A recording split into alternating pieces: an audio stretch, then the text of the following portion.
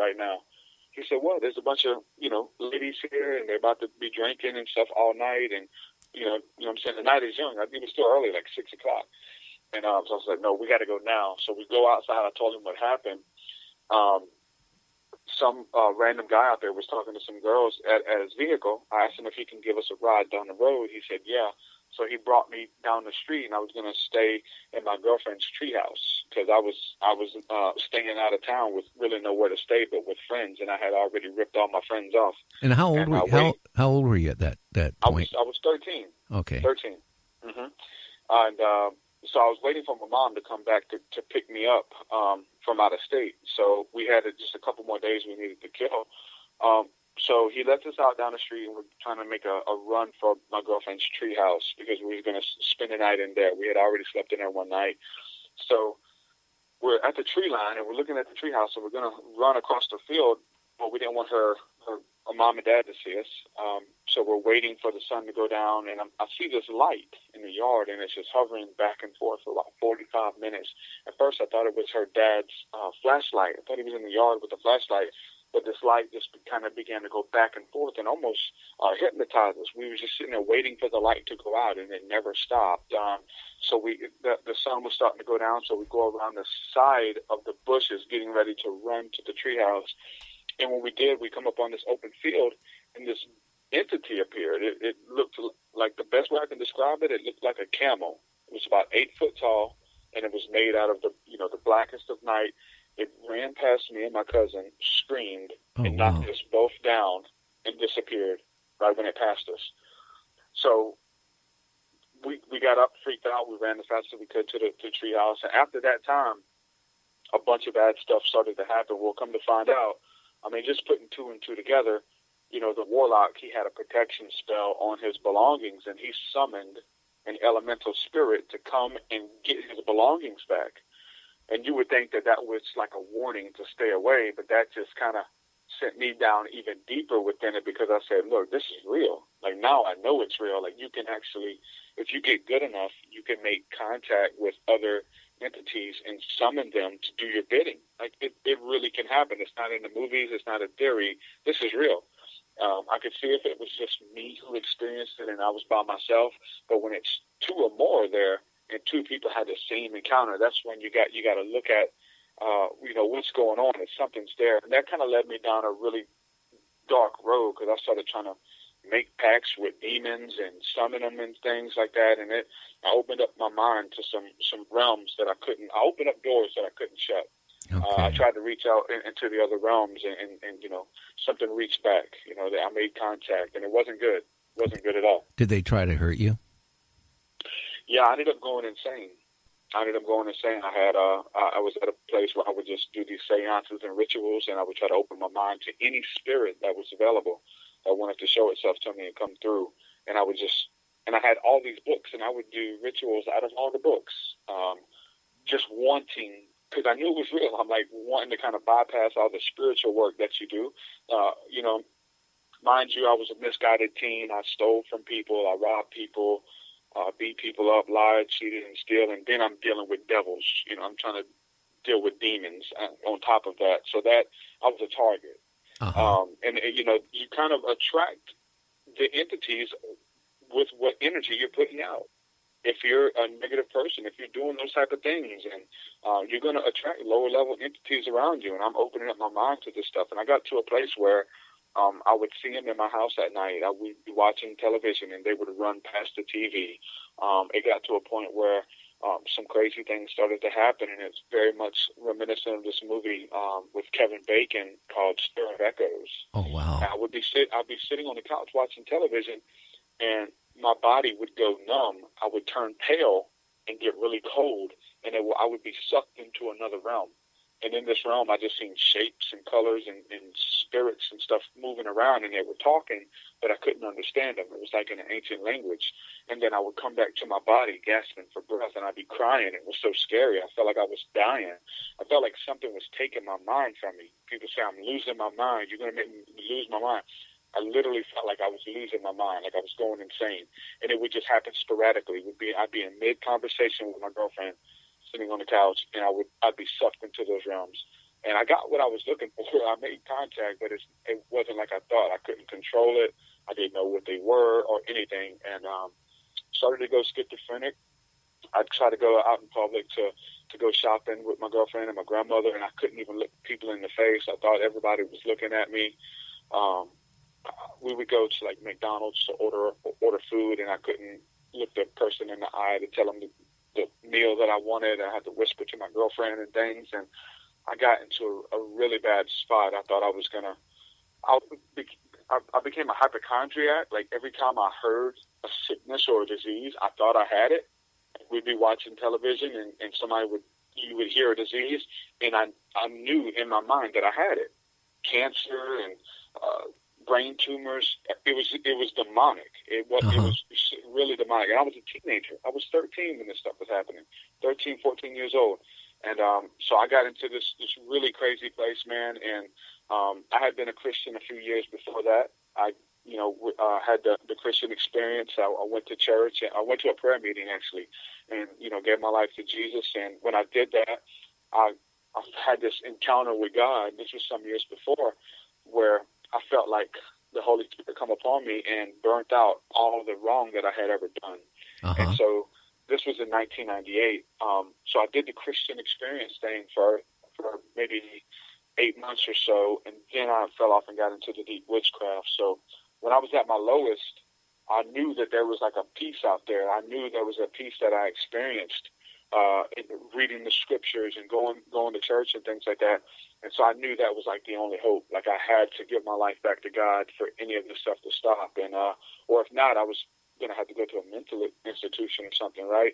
I don't know how I could go to a doctor and tell them about these demons and these spirits and things that were tormenting me, So I knew that they would put me on medication and stuff like that. So I ended up repenting of my sins and confessing that stuff. I got into a phone book and called all the churches in the area, leaving messages asking, telling pastors on their voicemails that I felt like I had demons in me and I need somebody to pray with me.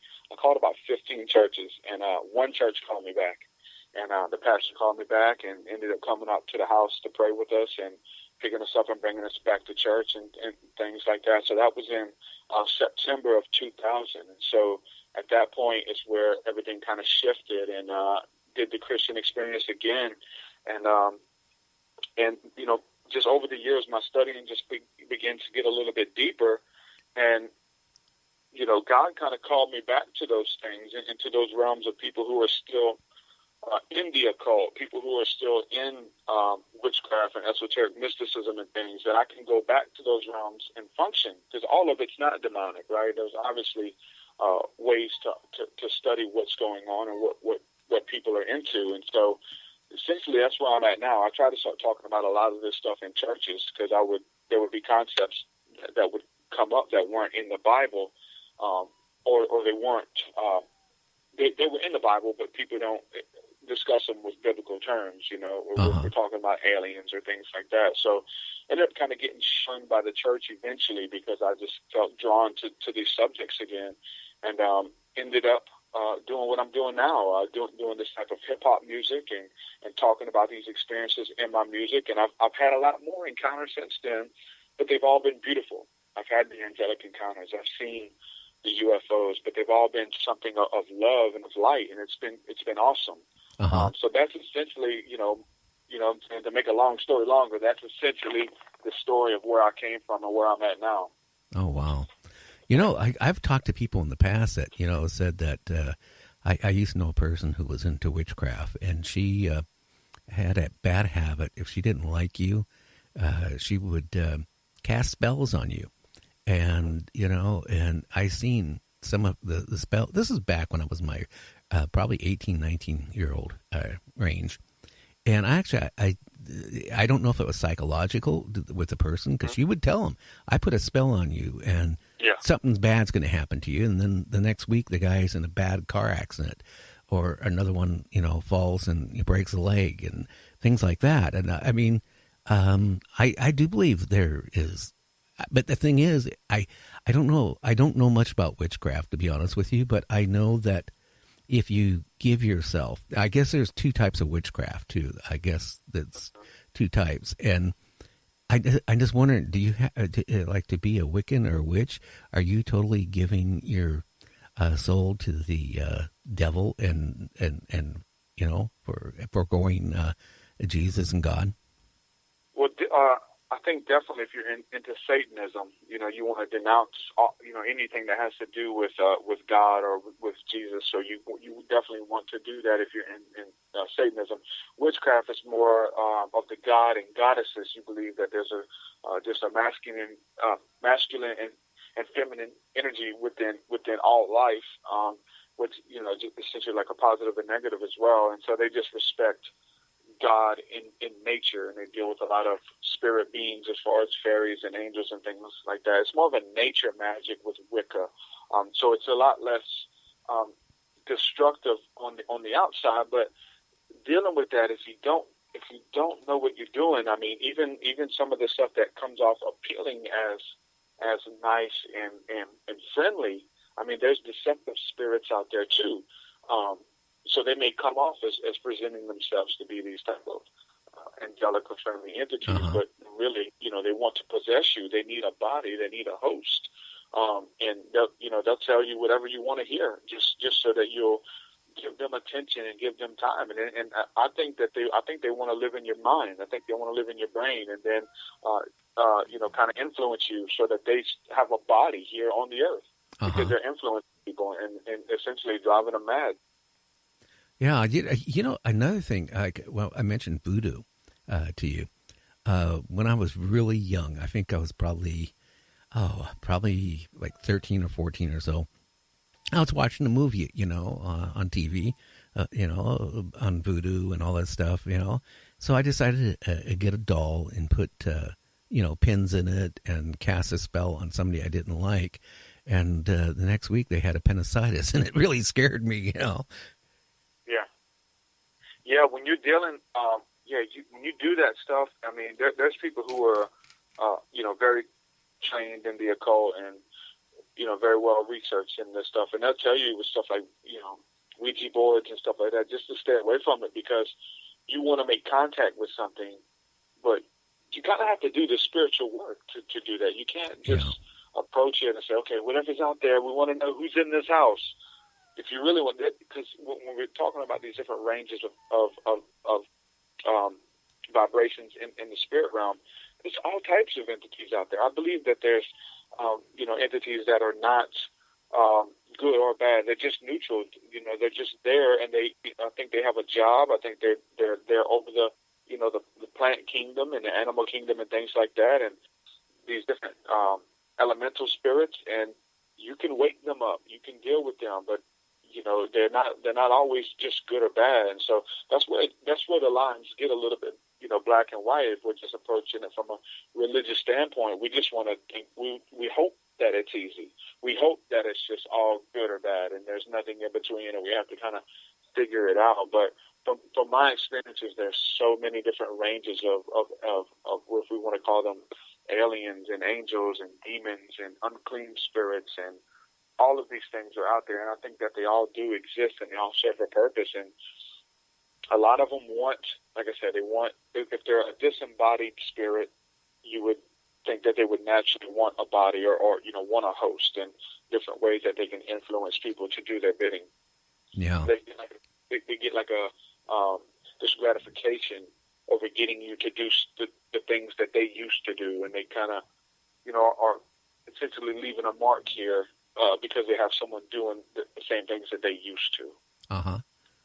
Well, you mentioned Ouija board there a minute ago. I used to know somebody who was into it, and it seems like they opened up a door that after they did it, their life, just everything, just totally went bad for them. Just constantly, and I don't know. They end up. I don't know what the story was on about it. I think they ended up going to the point where they burned it. But they had, it was strange. They just had the worst luck in the world. And it was just right after they opened the Ouija board. And they were talking to a spirit, but the spirit started out friendly. And then I guess from what they were telling me, after a couple, nights of doing it, all of a sudden it was like,